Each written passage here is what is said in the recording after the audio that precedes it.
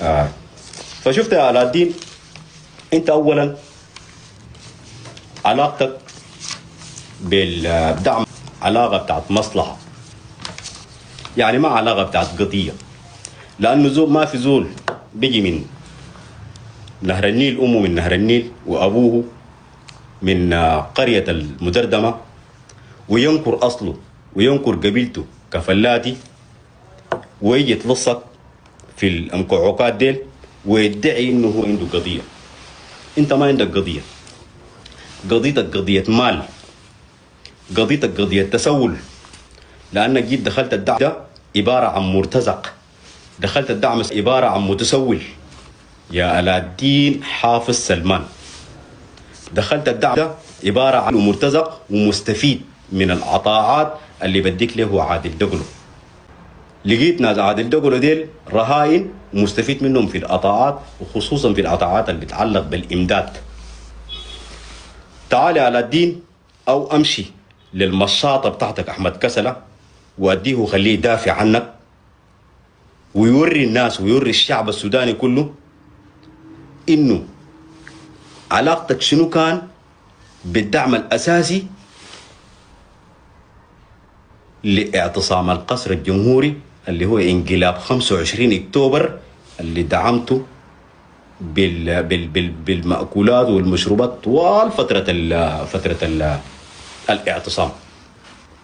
طوال فترة اعتصام القصر الجمهوري انت كنت داعم اساسي لهذا الاعتصام، والدعم اصلا مخطط ومدبر للانقلاب والاستيلاء على السلطة من الوقت داك. الأموال اللي كانت داك له عادل دقلو وناس جمعة دقلو، مشيت اشتريت بيها موز من السوق المركزي اللي سموه به اعتصام الموز. دفارين مليتهم موز جبتهم في الاعتصام ده. كان هدفك شنو؟ وكان الغرض بتاعت الدعم شنو؟ انت من الوقت ده وقبل الوقت ده شغال مع الدعم، شغال مع الدعم في مصالحك الخاصة، في استثماراتك الخاصة، في العطاءات اللي بديك لها عادل دقلو، في العطاءات اللي بديك لها جمعة دقلو. أنا عادل مضطر أذكر اسمك ومضطر أذكر اسمك يا عادل دقلو، لأنك أنت اللي جبت الزول ده، وبعلاقتك أنت بيه طلع في الكفر وعمل فيه رجل أعمال. وفي الأصل هو سمسار. في الأصل أنت سمسار وليس رجل أعمال. انت سمسار يا علاء الدين، انت ما رجل اعمال. انت زول بتاع لقيت الانكعوكات دي الفارات، جيت دقستهم دخلت معاهم وعملت ثروه وعملت مال، عملت مال اللي عندك ده كله مال سايب. ده مال الدعم ما عنده قيد، ما عنده راي. شلت الاموال دي عامل فيها انك انت رجل اعمال، وبتشتري بيهم المشاطات وبتشتري بيهم النشطه وبتدفع بيهم قروش للنشطه بتاعينك ديل وكده.